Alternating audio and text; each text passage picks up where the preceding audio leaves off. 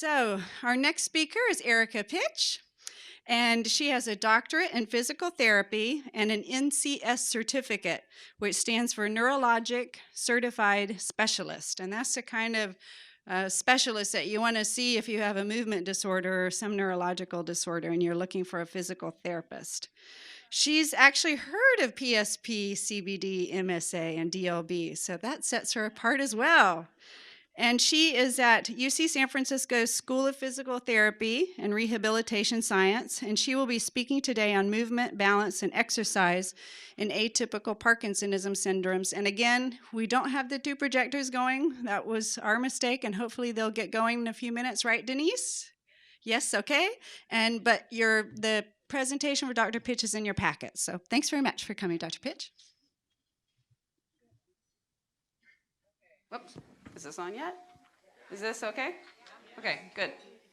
I was really worried because trying to talk about movement from behind a podium would have been a big problem.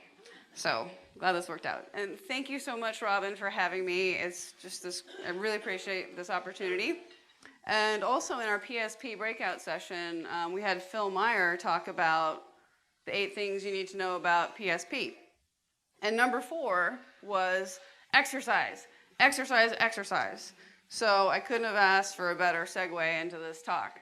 And Robin was really great because she also asked for very, very specific things that I would talk about today. And so what I'm going to talk about are movement and its unique challenges of movement with this category of neurologic problem. We're going to talk about balance and falls, both how to prevent them and what to do in case you have one. And then also, toward the end, when food coma is really kicking in, I'm going to get you moving. All right? That's why they put me here. So I can be like the cheerleader and get you guys going. So first of all, I wanted to explain where we come from in rehab and the strategies we use with any problem. There's usually 3 prongs. We talk about prevention, compensation, and recovery. And now compensation is the pretty easy one. That's doing something, either a habit, a behavior. No, we have no projector. Okay.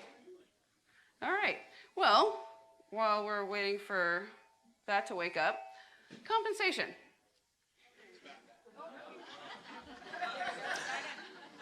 Okay, quick. Okay, compensation. That's when you use something else to cover for an ability that's lost. For example, if you're having trouble balancing, you may use a cane or a walker, or if walking gets really difficult, using a wheelchair in order to accomplish the task of getting from point A to point B. So that's compensation. That's a pretty straightforward one. Prevention, this is where we really live, especially with these kinds of diagnoses, because we're not only trying to prevent falls and adverse consequences of the disease, but the big thing is that with a disease like this, people have one fall and their confidence is shot. They have trouble moving, and so they decide not to do those things they like doing anymore. They say, I don't go walking because it's hard. So then if you stop doing things, bodies are hungry and lazy. So if you don't use a muscle, it leaves. We all know that. You've seen athletes, they get injured, and what happened, I don't know if any of you ever been in a cast? Yeah? What'd your limb look like when the cast came off? It's tiny, yeah. So if you don't use it, it leaves. This happens to muscles. This happens to heart function. This happens to bone. So not only does the PSP and all these diagnoses are in the brain, but by not moving, it can affect your other systems. And we call that as secondary causes, or what we will look at is secondary prevention. How can we prevent those secondary problems? Then we look at recovery and compensation and preservation. With these problems, we're not going to get rid of the tau protein. We're not going to change those neurofibrillary tangles. So we can't do much about the pathophysiology of the disease, but preservation. If you can move it, you can use it. Again, research hasn't stood up to the fact that research hasn't proven that we can extend the life of any of these illnesses with exercise, but anecdotally, we see it. And Phil's nodding his head. What he said is his wife's physician told them that they bought her a year of extra time, of extra life from working on the treadmill every single day. So it's exercise and intensity. Okay, so here's that list again of things you can avoid by keeping moving. Avoid decreased cardiovascular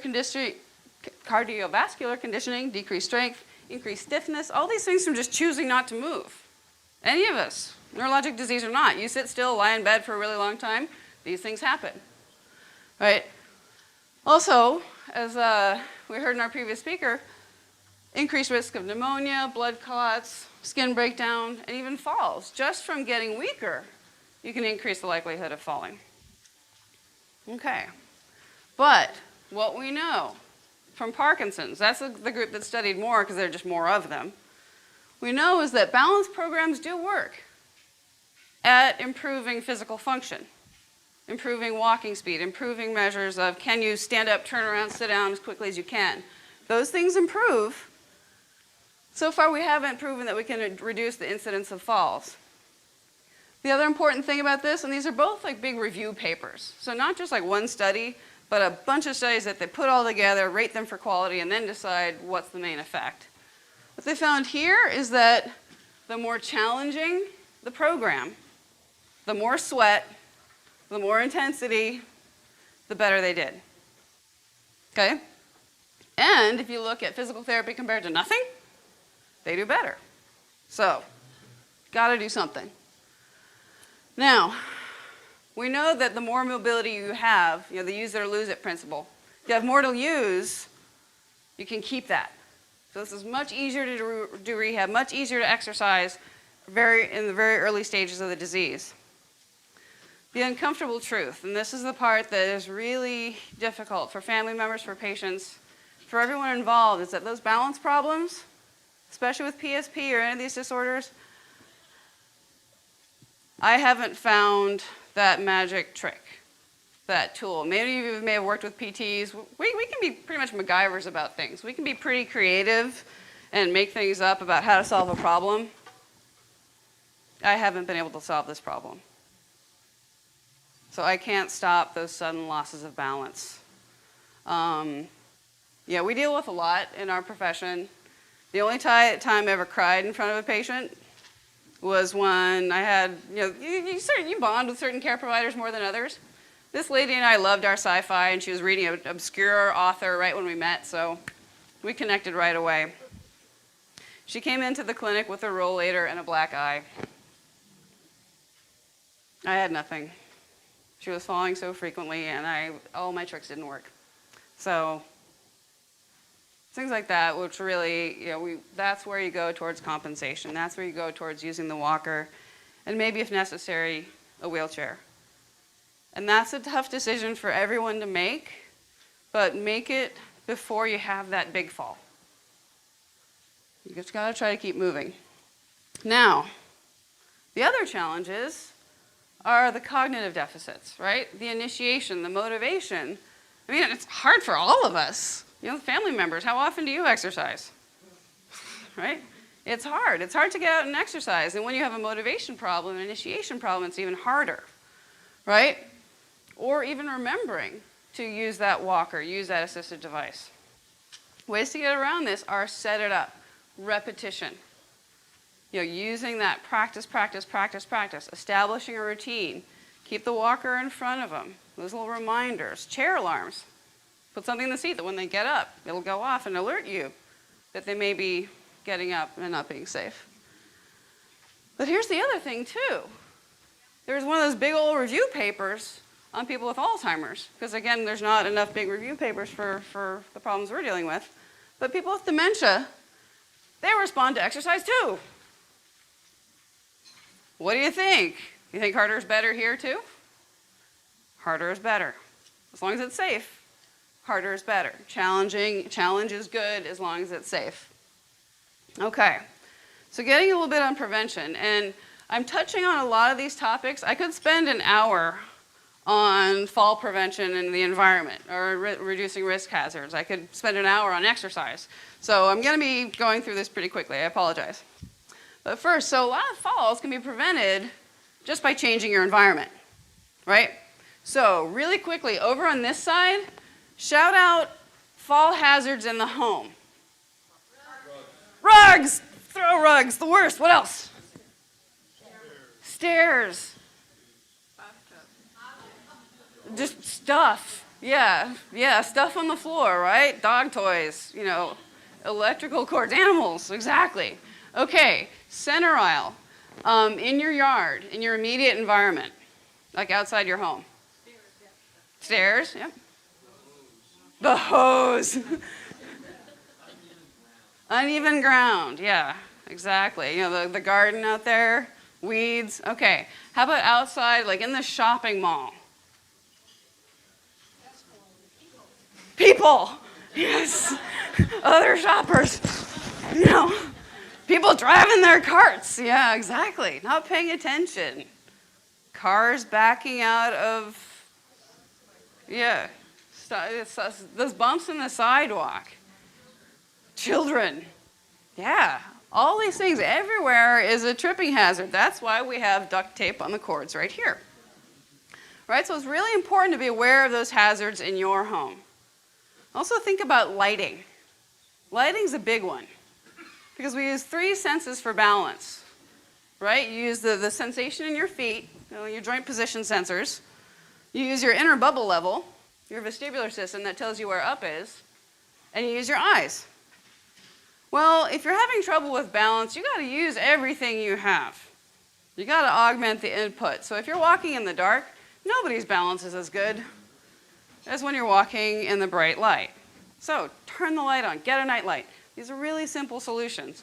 Out on the table out there, I have some brochures from the Center for Disease Control. It's called Check for Safety. There's like one in, I think, Mandarin, one in Spanish too, so be sure you get the one in English.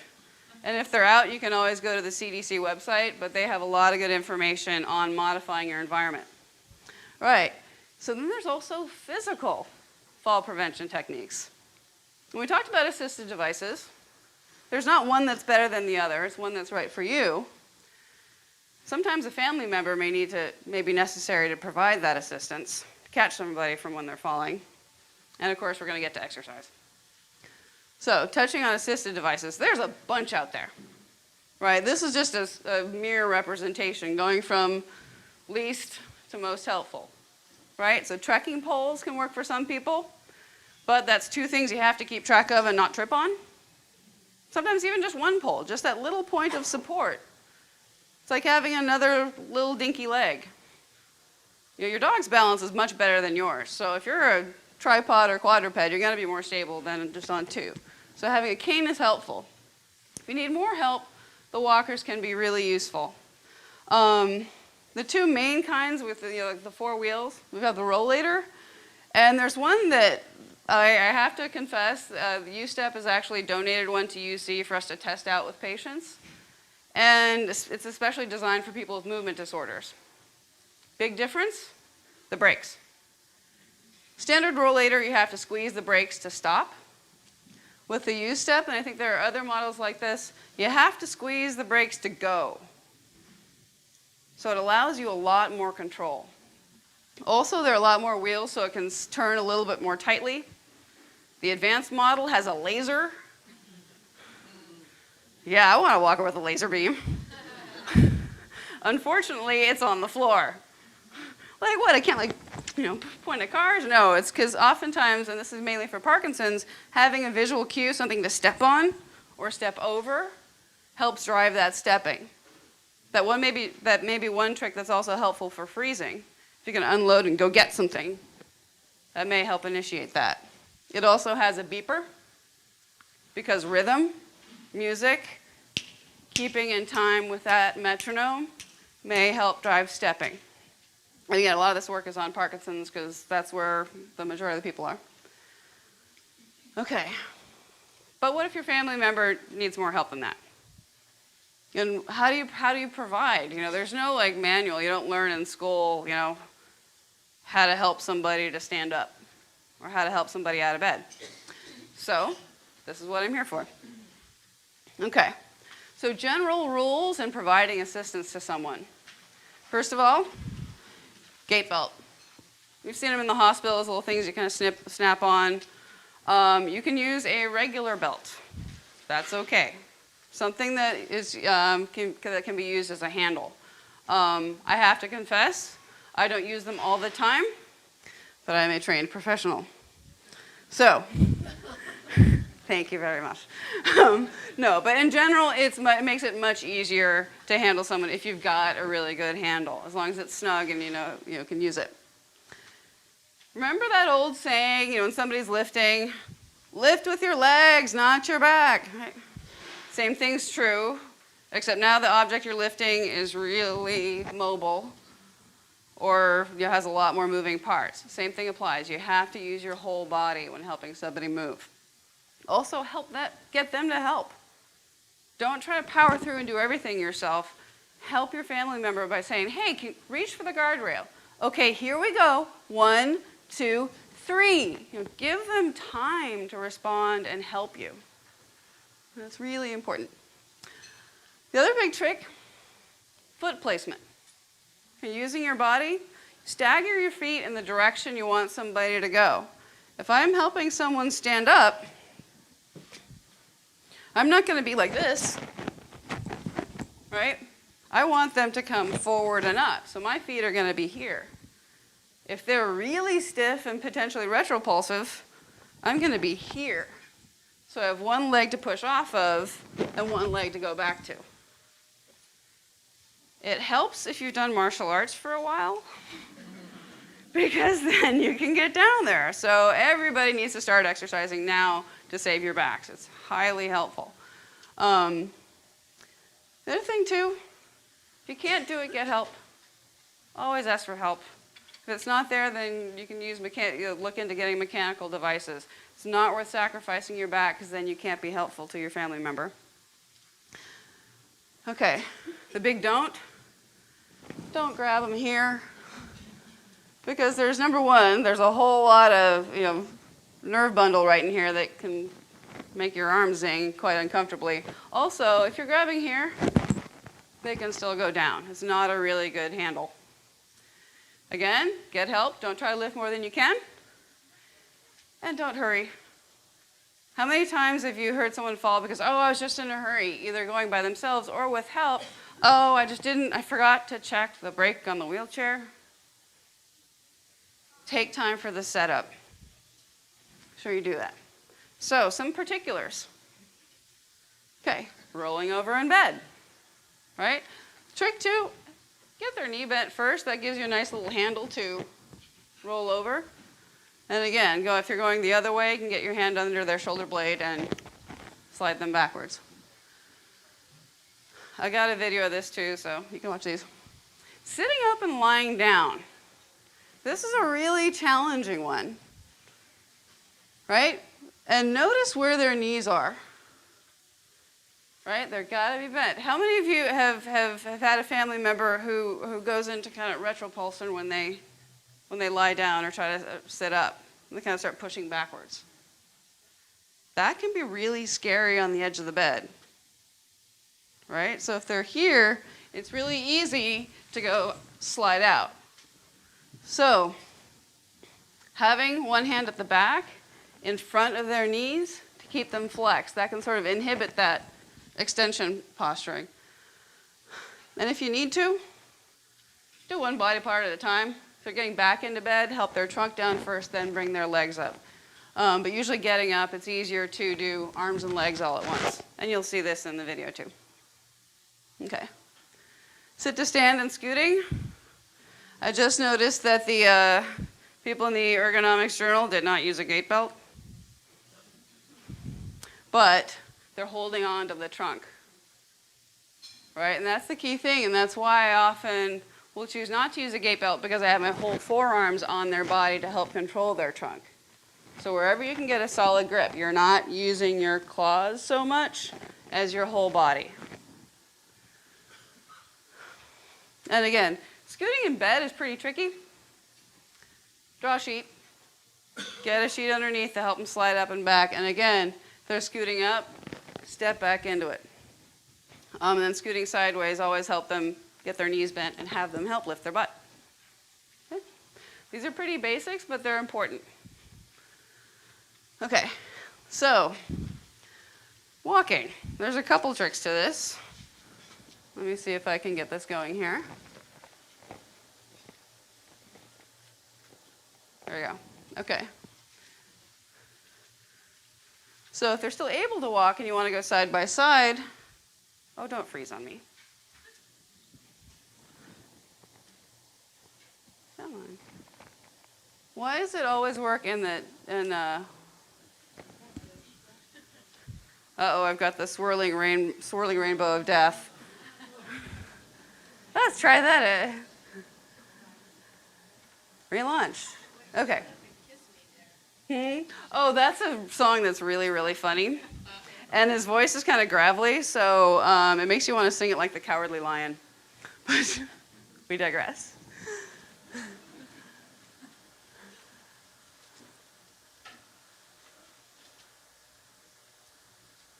Okay. All right. Okay. There we go.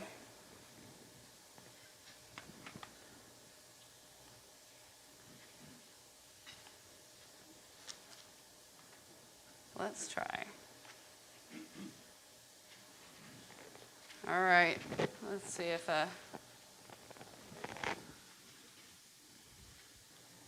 click. Come on. Okay. Oh! Well, you kind of get the idea anyway. Right? Hand one side, hand, oh, for crying out loud. Okay. Let's just try relaunching again. No. Okay. So, main rule, you want to have your hands all in any direction that your family member might go. So if you saw from the picture, or the video, I had my hand all the way around her hip. So I was kind of standing on this side, I went all the way around in front. So if they go forward, you've got them sideways, backwards.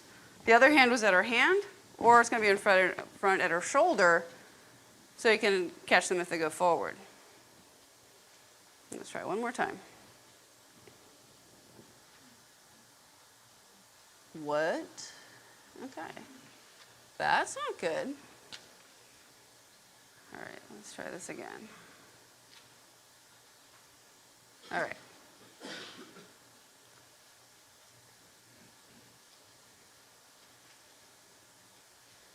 We're just going to skip the skater hold. Okay, so this is the video demonstrating the bed mobility maneuvers. Let me see if I can get it in. Oh.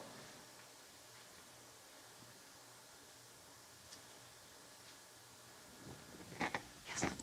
Cross your fingers. Okay. Gate belt. Okay, so standing up again. And you need to modify your technique depending on what the patient needs. So for example, her right leg tries to buckle. So I have one hand around her body and then I'm going to help support that leg because her tendency is to do that.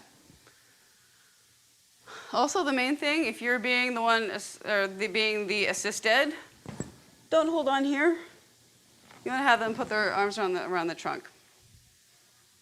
Okay. Short video, good. Here is bed mobility.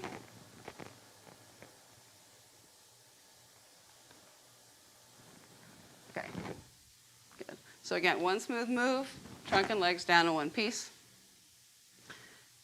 And it's freezing. Again. Okay. This worked fine in a test run. Okay.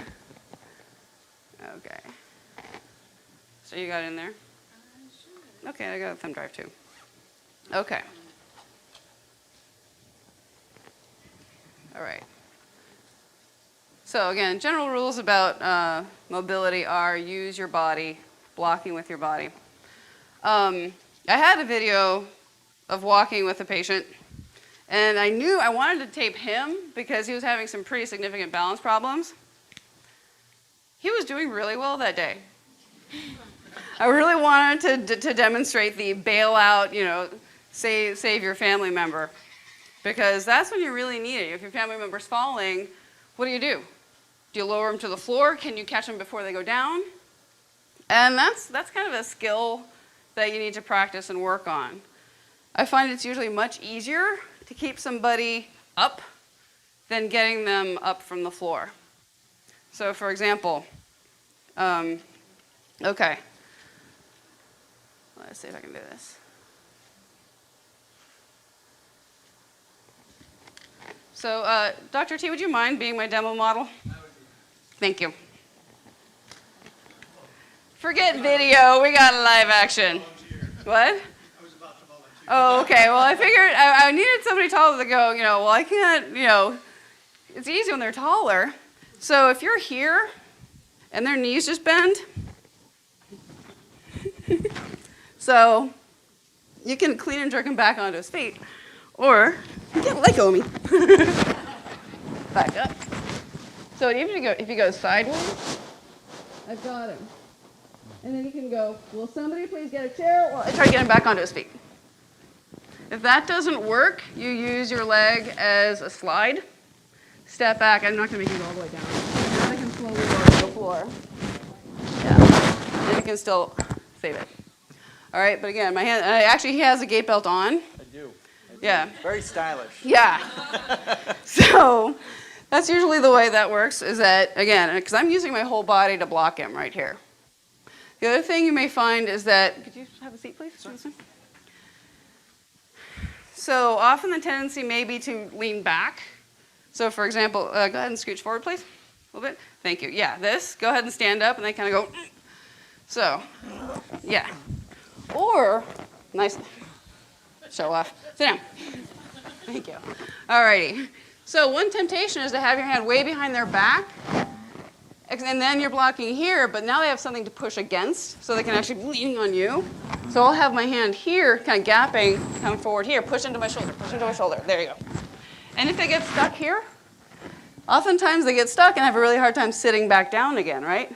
They can't get that knee bend. You can give them that cue.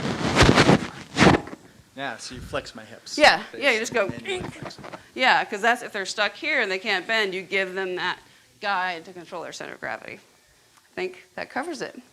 Thank you very much. Thank you. All right, big hand for our volunteer. There you go. All right. Yes, well done. Let's just skip the remainder of the video because I think we got that one covered. Yes, because we need to get to the exercise part. All right. Okay. Now. Okay. So what if the fall still happens? That's our part they do. Take a minute, take a breath, check yourself. Am I hurt? If you are hurt, stay put and call for help. The big temptation, especially if this is out in public, everybody is so uncomfortable with the fact that you fell, they're like trying to get you back onto the feet again, on your feet again. Try to stay in control of the situation. Say, thank you, I appreciate your effort, but please let me say when I'm ready to get up again. Don't let somebody pull you on your feet when you're not ready. And if you're not hurt, then try to get up, but direct the care or direct their assist. Okay. Okay. All right. So getting up, getting onto all fours. Right, so pivot up there, use a piece of furniture, you climb back up, and then come to sitting. Okay, so because of our technical difficulties, I'm running short on time. These are all in your pictures, so you can refer to these. And I want to thank the MS Society because they have a whole Free from Falls class, so they let me use these slides. Okay, so what you can do to keep your strength, to get moving. Gotta keep moving. Use it or lose it is the rule. Problem is, the exercise that's the best for your balance, the most challenging, is also the least safe. Right? There's our drawback. Your balance is awesome lying down. Right? You are not going to fall if you're lying down. Is your balance going to get any better doing lying on your back leg lifts? No. You may be helping stimulate circulation and doing all these good things for your muscles, but it's not going to help your balance. So, try to work on walking safely.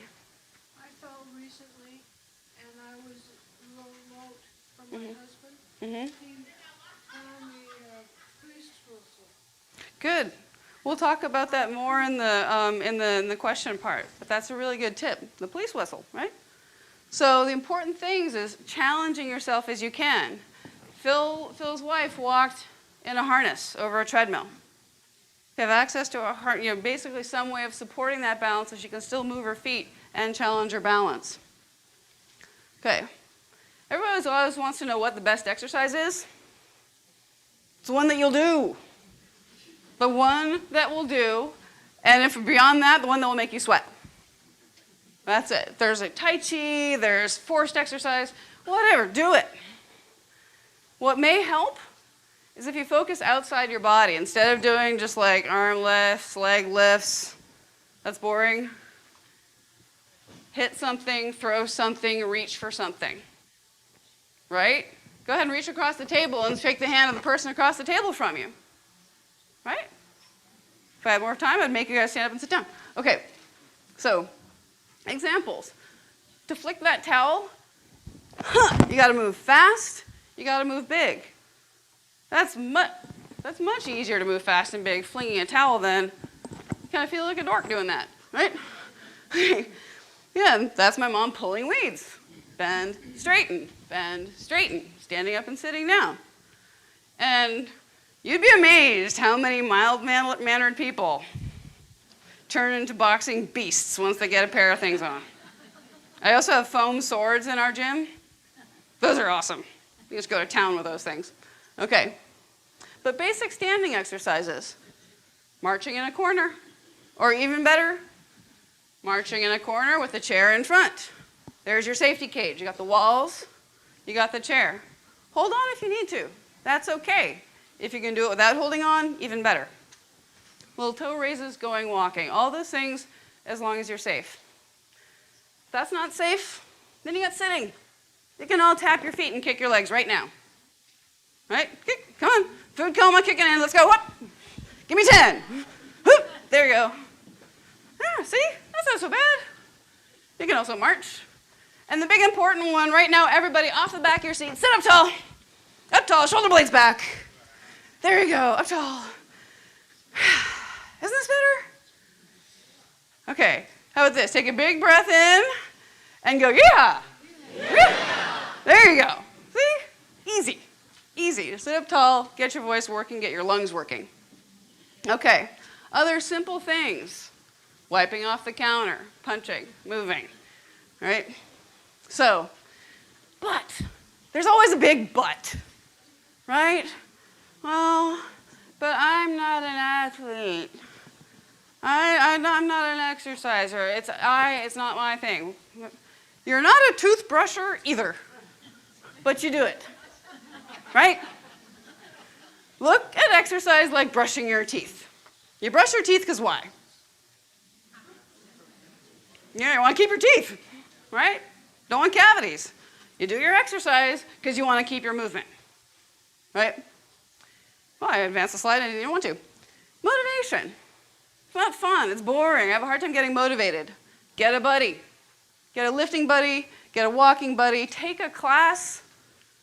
There's even Sittercise on PBS, right? Look at your TV listings. Look at the video section. There's all kinds of ways to get somebody on a camera going, get moving. Can't find the time. Can't find the time to be in the hospital either. But schedule it and put it in your schedule. Make a routine. Changing behavior is hard. Make your routine. Give yourself that extra time in the morning after breakfast or at night. Whatever's good for you, plan it. This does not happen on accident. Or if you're sitting and watching TV, every commercial, tap your feet, right? Every time you get up to go to the bathroom, when you come back, stand up and sit down 5 times, right? Simple. Integrate it throughout your day. It doesn't have to be all at once. 10 minutes 3 times a day is good. Sneak it in. Find it. We talked about drive and dementia. All those things, for some people, walking the dog, that may be a great motivator, but that might be too hazardous for some others. Working in the garden could be great, maybe too hazardous. That's for you to figure out with your health professional, right? Okay. Also, if you have other medical conditions that may prevent you from exercising, see your doctor, get clearance, see me, see an OT, and if you find somebody really good, get a trainer or see your PT and then have them tell the trainer what to do. That's helpful. All righty. Thank you very much. Yep. Okay, quite a few questions have already come in. How about getting out of a car? Yeah, that's a big one, huh? Okay, standing up and sitting down is one of the biggest challenges, right? So, getting out of a car is especially interesting because it's so much lower. Same rules apply, whether it's a chair, the toilet, the car. Lean forward, lean forward, lean forward. Get on the edge of your seat. For example, oftentimes, let me stand up for a second. Oftentimes, when people have fallen, they're really timid about moving their center of gravity, right? They want to keep their balance right over their feet wherever they go. They're not going to lean forward a lot or move.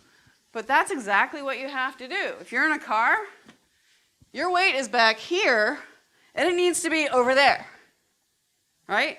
So it's got to be way in front of you. So get to the edge, get your feet underneath, lean, come forward. If you don't get there on the first try, actually maybe even do a couple warm-ups just for the sake of warming up, especially if you get orthostatic. Getting that movement, getting that blood pumping may help keep your blood pressure up. So you lean, lean, stand, right?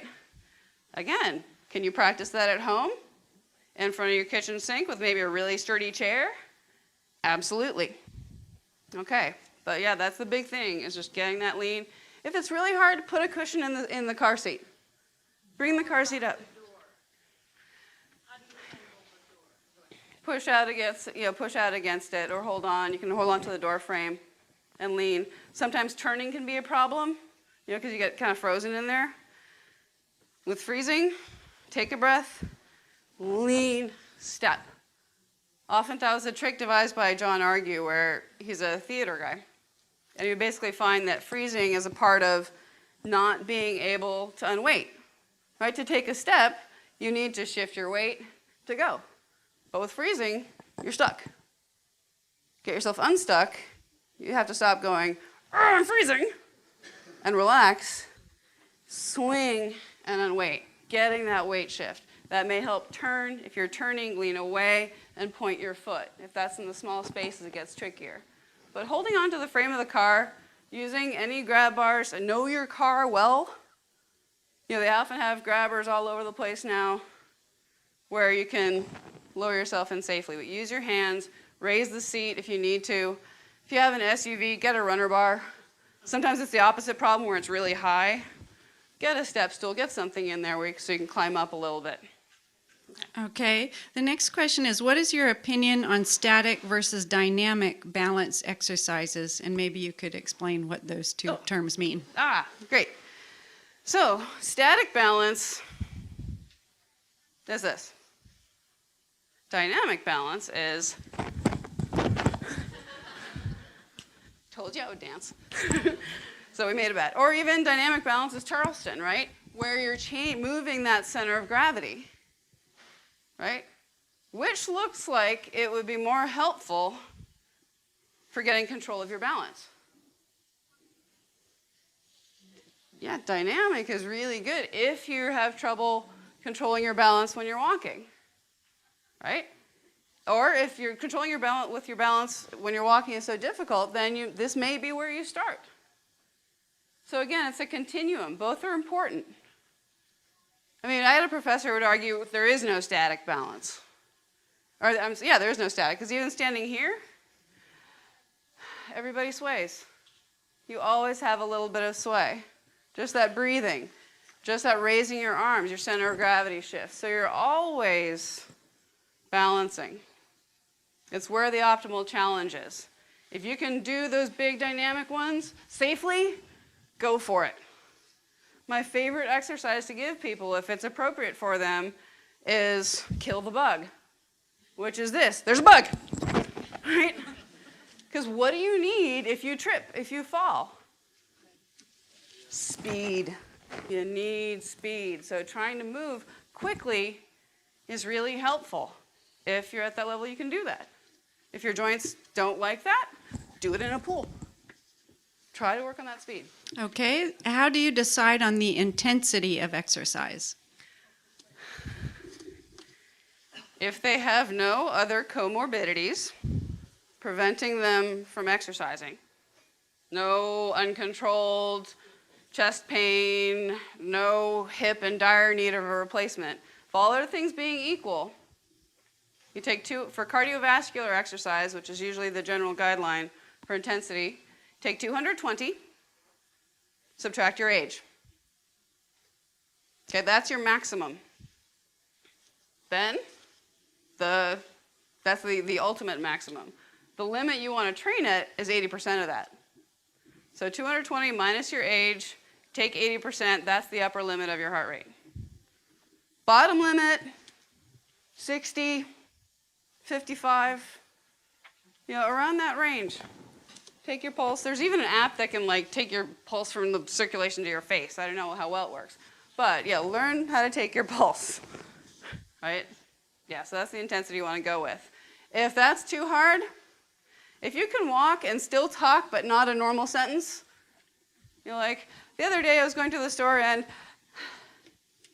that's good. You want to be warm. You want to be sweating a little bit. You do not want to be hyperventilating. Okay?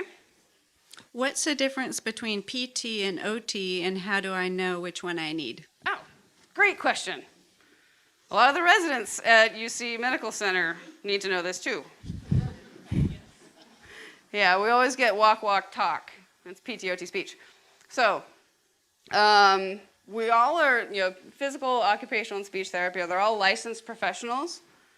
Occupational therapists specialize in activities of daily living. Meaning, can you dress yourself? Can you feed yourself? Can you write a check? Can you figure out how to ride the bus? Can you drive a car? This also means they're really good at adaptive equipment. They're the ones that will give you the long-handled reacher and the adaptive equipment for eating. Of course, you also need to be able to walk to get into the bathroom and stand to brush your teeth. So they also work on that kind of mobility as well. PT works on the key ingredients of that. Can you walk? Can you stand? Can you balance? Can you get out of the house? Can you do things? So we do work very closely together, but OT is more very, very task specific. And then of course we know speech language pathology. We'll learn a lot about it in our next lecture. Their swallowing and cognitive function. What are good exercises for forward head tilt or side tilt? Okay. So that's a real challenging problem, especially with PSP. But my favorite, starting where you can get it. Starting where you can get that position. Even if it's lying on your back, tucking your chin into the pillow. You want to think about, because usually it's here. So the problem is too forward. It's forward and collapsing. So you want to be able to lengthen and come back. Using the wall or lying down is a great cue for figuring out how to do that. So for example, if I'm here, I'm going to bring my head to the wall and try to slide that little backwards, occipital protuberance, the part where your skull sticks out, right at the base of your neck. Trying not to use too many technological terms. Keeping your shoulders against the wall and sliding that part up. Once you get this, then you come away and try to stay there. That's really hard. Key thing to remember is not do is, right? That doesn't help. So keeping your neck long. Another trick is putting a book on your head and go back to term school. Not kidding. I mean, trying to balance something on your head. I've tried that with patients and it's worked sometimes. Can you talk about forced cycling, an exercise used in Parkinson's disease research? Yeah, briefly. There's a couple papers on when they have a cycle that actually drives the movement for you. And there's one that argue it's actually the forced use that was better than regular cycling. It can provide a stimulus. I think a lot of it is the fact that it's the challenge to go faster than they can normally. And it's consistent with a lot of what we're finding is that challenge is important, right? If you're being challenged to move faster than you normally can, you get that input, you get that effort. So I think it's not only the type of cardiovascular challenge, it's the motor skill challenge that's important. We find this with our body weight support treadmills too, where I have a Parkinson's patient who walks extremely slowly. We get her in the treadmill and she can step longer, possibly because it's that stimulus. How about tango therapy or dance therapy? I'm totally biased. I love ballroom dancing. I love dancing. If you are a dancer and are interested in dancing, they have the key ingredients which are very helpful for any of these problems. It's not dancing per se or boxing per se. It's what those things have. Tango, and there is one paper that compares tango to American-style ballroom, and they both got better, but the tango dancers said they even got more better. The Argentine tango people are so superior. But because I think perhaps it's because of the rotation that you get. But the key ingredients, as I was talking about, rhythm, learning, socializing, challenge, standing up straight, right? This can be in any kind of activity. It's just ballroom or dancing has a lot of those components at once. The other thing is that when you're moving quickly, I mean, the rhythm is driving it, so you're also moving faster than you normally would. So they're key things. I think they're great. I make my Parkinson's patients do Charleston all the time or other things. What is the best exercise for those with orthostatic hypotension? That's a really good question, and also really challenging.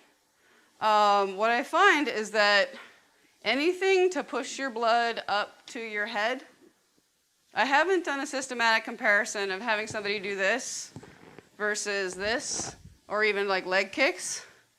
Pretty much anything to get your blood going that works big muscle groups. That's going to help push the blood back up to your head.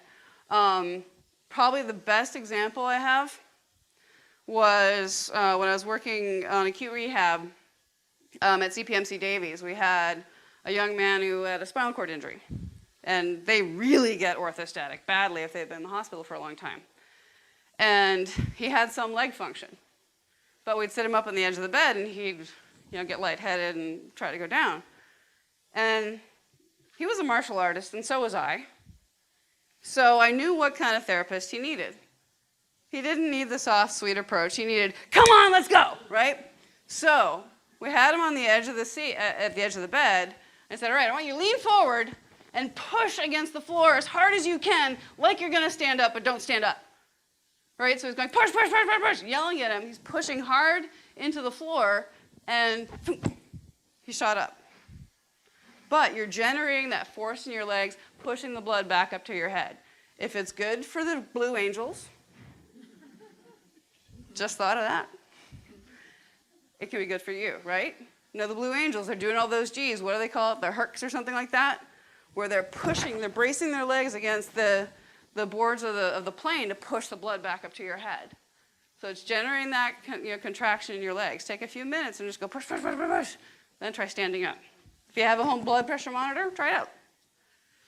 Are there any clothes that you can wear or devices such as floor mats that would make falling less dangerous? Really good question. And there are shorts that have been designed like by biomechanists that are basically bike shorts with big pads on either side. So if you do land, because the common landing is going sideways. I took a class taught by Anne Shumway Cook, who's a big leader in the field. And she was holding these things going, I'm not going to wear them. But a big flowy skirt, petticoat, you'll be fine. No, but having the padding on the hips is good. Compliant flooring, that can be a plus or minus. My parents have shag carpet this deep. It is so squishy. It's like walking on a really thick lawn, right? So you can put floor padding in or slightly compliant, but I don't know the exact coefficient of springiness that's optimal, right? Too springy and it's unstable. Springy enough and it can be padded. Marble floor, bad idea. Okay, and always, if you have slippery surfaces, put traction on.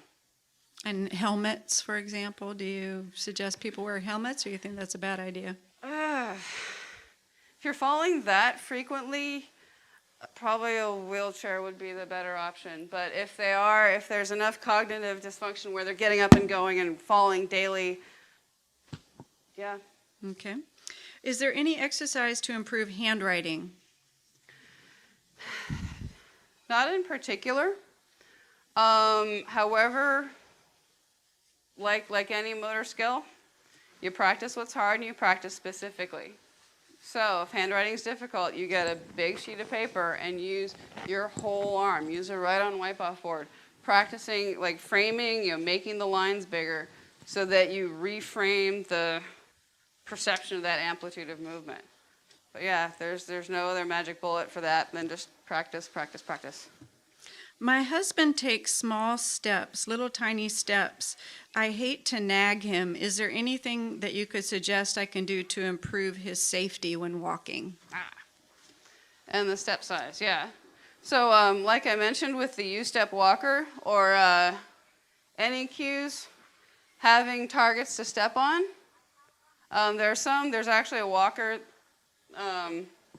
or a cane that has a laser on it. So you can use a laser to step on, and that can help with the step size. The music can also help, practicing marching. But I hate to say it, but we always bark at our patients too. So is it better for the PT to bark at the patient than the family member? Probably. Then you can just say, now remember what Erica said. Big steps, big steps. Yeah, we have a lot of Parkinson's clients in our health and wellness center, and my mentor, Nancy, is louder than me. And that's where I always got it. But you'll hear us always barking, big steps, big steps. So you can quote your therapist. Can I ask a quick follow-up? How important is hip and ankle mobility for striding? Is that an issue that you would recommend people work on? It's essential. I mean, especially ankle is the key one, because if you don't have dorsiflexion, that pulling that toe up, then it's really likely to catch your foot. So yeah, keeping your ankle stretched, keeping your toes up for that step length. Usually, you only get for normal gait, hip flexion. That takes a lot of restriction to limit that range, because your normal hip range is kind of up here. So there's a lot to lose before that would really restrict that motion. But it is, all mobility. Anytime you have a biomechanical restriction, a lack of range of motion somewhere, pain, all that can also contribute to falls. So yeah, all mobility is important, especially like trunk too. Doing any kind of twisting exercise, because again, that normal trunk rotation we get with walking likes to go away. Can you give me some more ideas on safe, low-intensity, interesting exercises? Okay. So I had balloons in my bag, but some PTs sneer at that because they're like, oh, it's so juvenile. But being able to hit a balloon. Interesting. Putting music on. Basically standing, if you have a ball, any kind of object, passing it back and forth. Going to get stuff off the floor, turning. Basically any direction you can think of, throwing like beanbag tossing. You can do that from sitting, standing. Tug of war. That's my new favorite. You can play tug of war with the dog. Or what I've been doing lately is putting my clients in a harness, and we have PVC pipe. I'll be on one end, client at the other, and I'll just go, make me move backwards. Now you move backwards. And so now if they're in the harness, they're getting thrown off balance and having to step and recover, but they're in a harness so they can't fall, right? If that's too much, you can always do push and pull in the chair and rotate. And again, if it's really hard to stay engaged, things like sitter size, sit and be fit. There's a lot of videos where you don't have to bark at them. There's somebody on TV doing it. You just have to make sure that they're staying on task. And by the way, I put together a list of all of the exercise classes in the San Francisco Bay Area, and there's a little tulip, a Parkinson's tulip, next to the exercise classes that are specific for those with Parkinson's disease, and those are probably the one I'd recommend the most for our audience. But there are also adaptive PE exercises. If you check the lonely APDA table in the back corner, which has no one staffing it because I'm up here and Denise is back there and Stephen is over there, so you can check that table. We've got a list back there. Are there any other ideas for motivating an unmotivated, also known as lazy person? Dynamite. Dynamite, cattle prod. Yes, rewards. And it has to be something, a reward system, not something they're going to get anyway. Have a pet. Yeah. No, pets are great. I've actually prescribed a dog to 2 people so far. Not for everyone. And I was really worried about doing it because you have to have a good dog that's not going to get underfoot. But there's somebody who needs to be walked every day, right? And it's not you saying, go for a walk. It's Fido going, please. Right? So that's a good motivator. Come on, let's take the walk together. Motivating. It's challenge. That's a really good question. That's when you hire people like me, where people come to your home, and so it's not if you can do it, it's not you barking at your family member the whole time to get moving. You have a professional nag, so they can't say no. Also, if you have a DVD going with exercise. Yeah. What I discovered with my husband who had Parkinson, that if I did it with him, Yeah.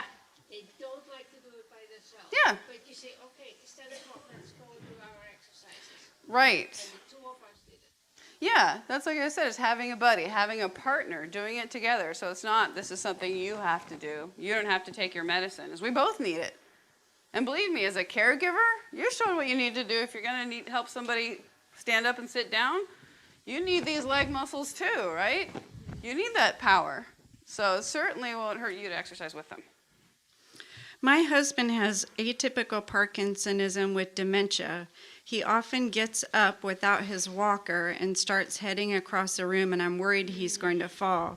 Sometimes I feel like I'm the one with dementia because I always scream at him and tell him, why don't you remember to take your walker? Do you have any advice? Oh, yeah. That's a really tough situation. And did you have a comment on that? Yeah, tie a bell to him. There, He gets up, the bell rings, you know. You know, I was thinking about saying that too. I was like, well, that'd be taking the wrong way, but yeah. No, putting a bell, putting something in their pocket so it falls down. There are also chair alarms and Yeah. bed alarms that will go off when somebody Yeah. stands up. And putting the walker like in front of them, almost like, yeah. Yeah, so having it really close to them at all times. That's why I like the U-step walker, is that it's kind of heavy. That can be really helpful because if you set them up, if you go, okay, here's your TV time, put the U-step in front of them, they've got it, it's there. Problem is, and I've had a family report this, if they still have some mobility, they get that sort of moments of freedom. I had one patient family explain that they found their mom on the floor next to the bathroom cupboard with the light cover off and a light bulb in her hand. So she got all the way up on the table, not this one, and was trying to change the light bulb when she froze and fell down. So I'm just, you can set the walker up in front, but there is that risk of just climbing over this thing that's in my way. That's where the bells and the alarms come in handy. What is the proper way to assist someone in and out of a wheelchair? Yeah, that's in the pictures where it says the sit to stand. Same thing. There's actually a picture on that slide. There's a picture of the little wheelchair there. The only trick is that you just need to just step and turn with them. What I say is like it's almost like partner dancing. Once you're up and standing, then you may need to rock and step and then sit. And again, if they get stuck, do the good old thumb and the hip flexor may help bring them down a little bit. But yeah. So what helps then is talking them to it. Yeah. Left, right. And all of us that don't get it. Exactly. Letting the family member help, talking them through, giving them time to process. Okay, now we're going to stand up. Scoot forward. Let them initiate that scooting so they're with you. When you're going to stand up, let them start the stand and then you help from there. We have time for one more question. Yeah, one more question. This is the last one. What type of exercise do you recommend for someone who sits for long periods of time? Don't sit for long periods of time. Get up. Next question. Set an alarm. Every commercial, every show change. Stand up and sit down 5 times. I mean, if you're watching the Giants, stand up every time they score, but that may be a whole game where you don't see nothing. So get a cue, get moving. I'd like to just say a comment that hasn't come up yet, and I found it very important. We had a PT. We thought PT was the best thing we did, along a la Phil Myers and Jackie Myers. We just thought PT and exercise, any form of movement, was wonderful. And my dad had PSP, and with PSP you're unable to look down. And the PT kept drawing a line on the floor and saying, "Step over my foot, step over my foot, step over the piece of tape. What's wrong? Step over my foot." And we had to explain, well, my dad can't look down and his eyes won't voluntarily move down. And so I think it's very important for family members. Yes. You are the people in this room are the most knowledgeable people. It's very rare to find a PT like Erica who knows about these disorders. And so it's your responsibility really to educate the PT, because no one else is going to do it. I just think that's so critical. Yeah. And it's a hard call because we're geared towards trying to get back. That's what we're sort of trained to do, is restore function. And so a lot of PTs are uncomfortable with the degenerative ones. So we may try in the early stages, if there's that downward gaze palsy. If you can do it once, maybe you can do it again and try practicing that. So again, we go back to our initial slide of that recovery, compensation, preservation. If you still have it, keep doing it as much as you can. But if they really can't, that's when you go towards making the compensatory strategies. Where it may be that you need to, tip your head back in order to see.